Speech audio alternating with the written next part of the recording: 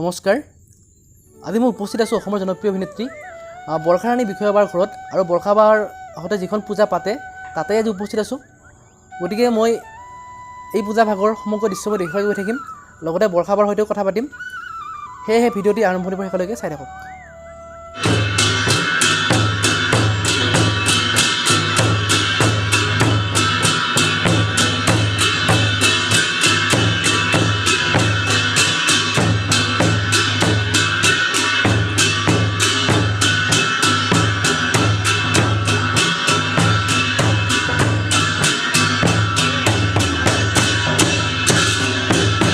নমস্কাৰ মই ভাস্কৰ আৰু মই উপস্থিত আছোঁ আজি অসমৰ জনপ্ৰিয় অভিনেত্ৰী বৰষাৰাণী বিষয়াবাৰ ঘৰত আৰু বৰষাবা মোৰ সৈতে আছে আৰু মই উপস্থিত আছোঁ বৰষাবাৰ দুৰ্গা পূজাত আৰু প্ৰতি বছৰে বাৰ দুৰ্গা পূজাত আহোঁ মই আৰু বাই মাতে বাৰু ভাল লাগে বা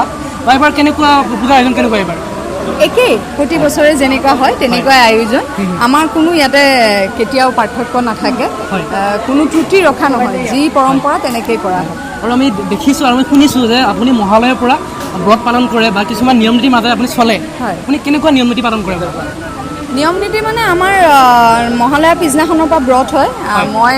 দিনটো অকল ফলাহাৰ খাওঁ সাংঘাতিক নহয় আৰু কিছু ফলাহাৰ খাওঁ আৰু সন্ধিয়া মাৰ পূজা কৰাৰ পিছত ঘৰতে আৰু মাৰ চালিচা দুৰ্গা চালিচা এনেকৈ পঢ়াৰ পিছতহে সিদ্ধ ভাত খাওঁ বইল খাওঁ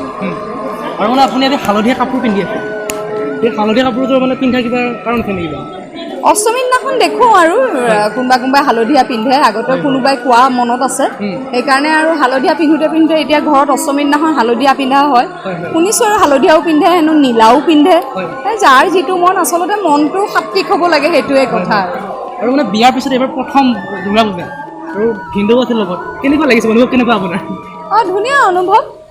ভাল লাগি আছে সংগী এজন থাকিলে সকলোৰে ভাল লাগে গতিকে এইবাৰ ক্ষীৰত সেন্দুৰ লৈ পেলাই পূজা উদযাপন কৰিছোঁ আৰু ভাল লাগিছে আৰু অসমৰ ৰাইজে বহুত মৰম দিছে আপোনালোকৰ যিটো কাপোৰ বহুত মৰম দিছে সেইটো হয় ৰাইজে বহুত মৰম দিছে আশীৰ্বাদ দিছে সকলোকে মই ধন্যবাদ জ্ঞাপন কৰিছোঁ আৰু আপুনি পূজা কাপোৰ লৈছেনে পূজাৰ কাপোৰ বুলি লোৱা নাই আচলতে এখন বিপণীৰ উদ্বোধনী কৰিবলৈ যাওঁতে কাপোৰ এযোৰ ভাল লাগি লৈছিলোঁ সেইযোৰে এওঁ উপহাৰ দিছে মানে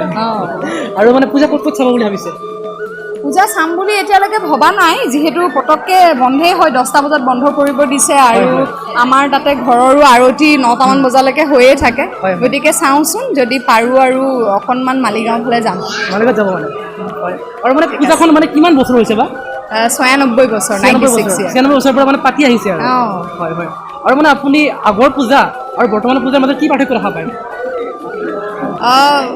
আমাৰ ঘৰততো একো পাৰ্থক্য নাই খালি ক'ভিডৰ কাৰণে মাৰ আকাৰ সৰু কৰা হৈছে বাকী এতিয়াতো বহু ঠাইত পূজা হয় জাক জমকতা বহুত বাঢ়িলে আগতকৈ এতিয়া আৰু খালি যোৱা বছৰৰ পৰা আকৌ মায়ে বা প্ৰকৃতিয়ে এনেকুৱা কৰিলে যে সেই গোটেই জাক জমকতাৰ পৰা আঁতৰি আহি এতিয়া সম্পূৰ্ণ আধ্যাত্মিকতাৰ মাজেৰে পূজা হৈছে আৰু যোৱা আৰু আপুনি নিজে ব্লগ বনাই আছে আপোনাৰ চেনেলৰ কাৰণে হয় হয় মানে অসমৰ ৰাইজে মানুহে চাইছে বহুত মৰম কৰিছে আৰু আপুনি মানে চিলভাৰ প্লে বটনো পাইছে কেনেকুৱা লাগিছে মানে ইউটিউবত আহি আপুনি ফালি দিছে ইউটিউবটো আৰু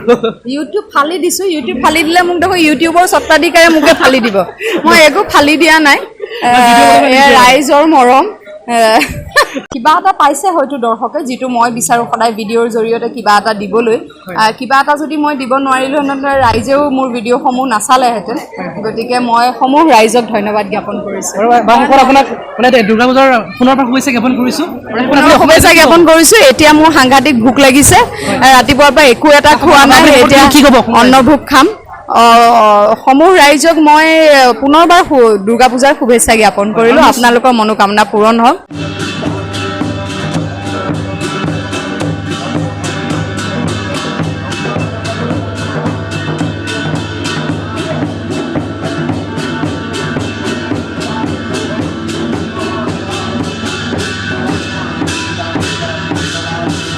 নমস্কাৰ মই থিয়াজ বৈশ্য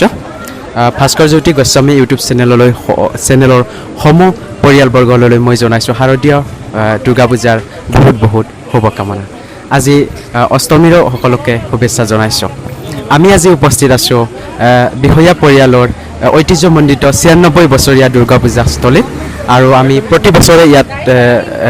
পূজা উপভোগ কৰিবলৈ আহোঁ আৰু যোৱাবাৰো আহিছোঁ এইবাৰো ইয়াৰ কোনো ব্যতিক্ৰম নহয় ইয়াত হাজাৰ হাজাৰ ভক্তৰ সমাগম ঘটে, হাজাৰ হাজাৰ অনুৰাগীৰ সমাগম ঘটে। আহক আমি সকলোৰে একোটা মনৰ কিছু মানে বাৰ্তা ল'বলৈ চেষ্টা কৰিম। সৈতে আছে সীমান্ত কিবা এটা কৈ দিব, কেনেকুৱা লাগিছে সীমান্ত পূজা? বহুত ভাল লাগিছে। সমূহ অসমবাসী ৰাইজক শাৰদীয় দুৰ্গোৎসৱৰ শুভেচ্ছা জনালোঁ আৰু এই দুৰ্গোৎসৱৰ পৰা যাতে আমাৰ অসমত ক'ভিড নাইকিয়া হয় আৰু ভাস্কৰ চেনেলটোলৈ শুভেচ্ছা জনালোঁ। সকলোৱে ছাবস্ক্ৰাইব কৰিব, লাইক কৰিব, কমেণ্ট কৰিব আৰু শ্বেয়াৰ কৰিব।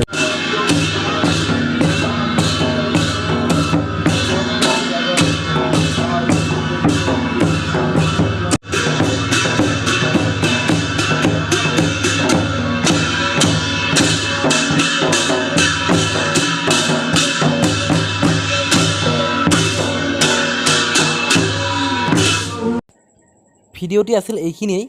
যদি ভিডিঅ'টো ভাল পালে তেন্তে লাইক কৰিব, কমেণ্ট কৰিব, শ্বেয়াৰ কৰিব আৰু ছাবস্ক্ৰাইব কৰি কাষত থকা বেল আইকনটো প্ৰেছ কৰি দিব। ধন্যবাদ।